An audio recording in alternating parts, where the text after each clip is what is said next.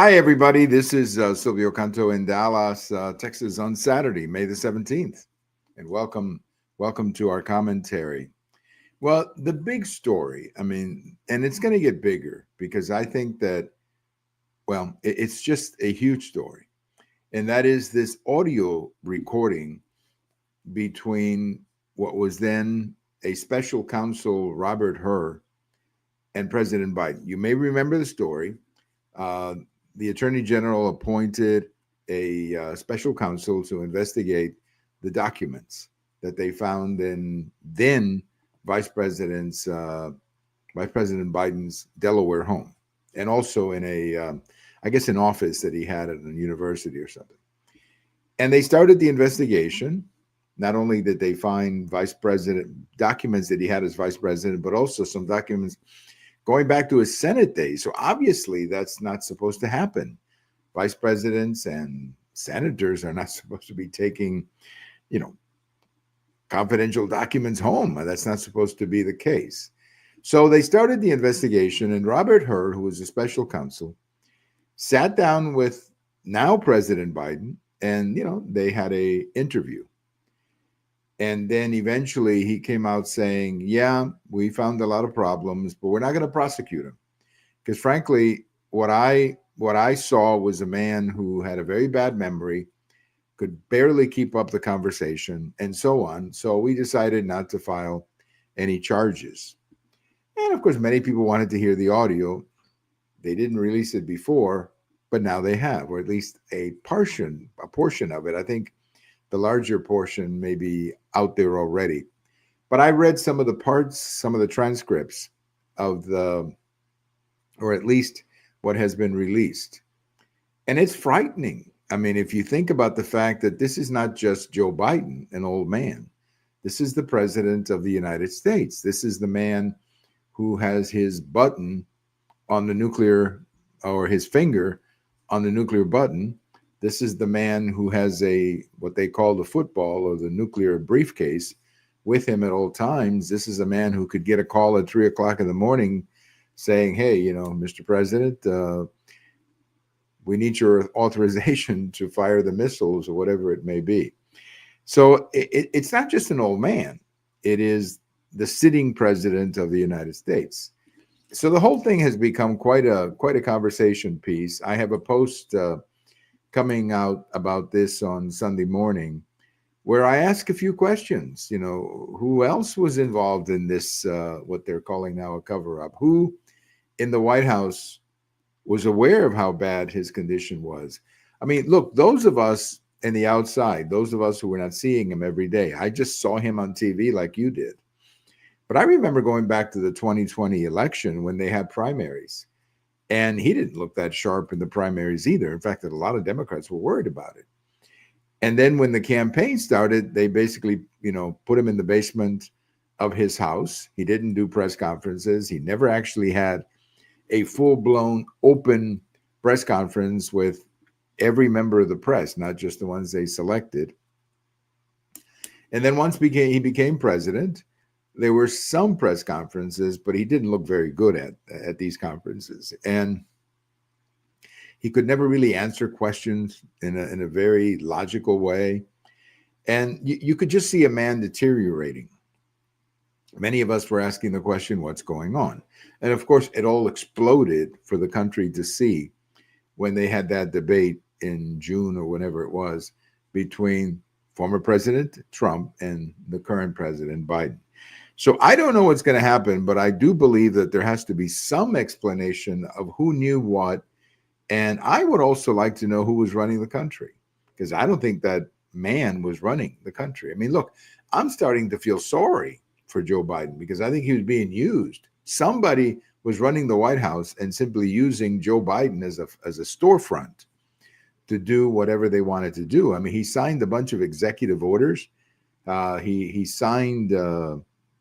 he signed some pardons, for example, that you have to wonder, did he actually even know? I remember there was a story, I think it was Speaker Johnson, who went to the White House and was, asking the president, why did you sign that executive order? And he said, I didn't sign anything like that. So, I mean, there's a lot of questions as to who was running the country. I mean, who was in that office, not physically like he was, but who was actually signing things or was behind these things that were being signed into executive orders. And then, of course, the question of the auto pen, that pen in the White House that signs on behalf of the president, who ran that? I mean, what person had control of that auto pen? And I think the country deserves an explanation. Now, the Democrats, they're not going to get hit very hard by this because most of the Democrats who are actively defending President Biden come from safe districts, so there's not going to be much damage to them. For example, Senator Schiff from California. Unfortunately, the Republican Party out there is so weak that nothing's going to happen to him. But I do believe that some of the contenders in 2028, for like the Secretary of Transportation, and if the Vice President decides to run again, or even some others, are going to have to answer those questions. But I think the biggest loser in this whole episode is the American media, because the American media had to know what was going on. I simply cannot believe that you and me were the only people in the world who had concerns about his cognitive condition. I just saw him on TV when he did a press conference or when he was being interviewed. These people were seeing him a lot. They were seeing him around the White House. They were talking to people around the White House. They had to know what was going on. And then when this audio was made of the special counsel and the president regarding this case about the documents, as soon as the special counsel came out and went before Congress, the Democrats went after him like he was an opportunist who was just out to get Biden because he was hoping to get an appointment from the future President Biden. I mean, it was future President Trump. I mean, it was nasty what they did to him. Very unfair. And I thought it was unfair because Robert Hurr, maybe technically he's a Republican, but that happens in these investigations where, you got people in the DOJ who may be one party or the other, but that doesn't mean they're incapable of doing an investigation. So Robert Hurd, somebody needs to apologize to him, but I think it's the media overall that really suffered from this. And you're already seeing it. You're seeing it in a couple of ways. You're seeing it in this Gallup poll that came out, whatever it was a few months back, saying that the, credibility of the media is down to some of its lowest levels ever. And all you got to do is look at the ratings of some of these stations. People are just not tuning in, and they're not tuning in because they don't believe what they're hearing. They're looking for alternative information from alternative sources. So I think it was the media who came out as the big loser here. And now you've got Jake Tapper pushing a book about the president's condition. I mean, Jake Tapper was one of President Biden's biggest cheerleaders when he was in the White House. I mean, it was absurd. He was one of the biggest cheerleaders that the president have, going after people who would question the president's condition. And now he's writing a book about this whole thing. That's pretty crazy to me. But it is the media, I believe, more than anything else, that is going to be paying the price for this. And I wouldn't be surprised if some of these people have to find some other job. I mean, I don't know how Jake Tapper can keep his job at CNN. Who's going to believe this man when he comes out and starts lecturing all of us about how the president was falling apart? Well, yeah, a lot of people suspected that, and then people like Jake Tapper defended him or would not ask tough questions of Democrats on his show. So this is, as I said at the very beginning, this is a scandal that is going to get more scandalous. This is not over. This is not over. And I do believe that we need to know who was signing these documents, who was running the auto pen, and who was telling him what to say whenever he went public. We need to know. And I think an investigation is needed, and needed very badly, because it is the media. It is the media that I believe will suffer the most from this whole audio tape out there for you to listen to. I mean, it is sad to listen to Joe Biden. It's sad to listen to this man who obviously had no clue of what he was saying. He was completely lost, had no idea what he was saying. And this is the man with his finger on the nuclear button. I mean, if you're not worried about that, then you're not taking this thing seriously. I mean, that's all I can say. So the media, I believe, has a real problem. I have a post over at the American Thinker today talking about how, you have all these people peddling these stories that Trump is a racist and a fascist. And now you have three professors, I guess, who decided to move to Canada because they just cannot handle how much Trump is a threat to democracy and all of that. Look, these people are crazy. That's all I can tell you.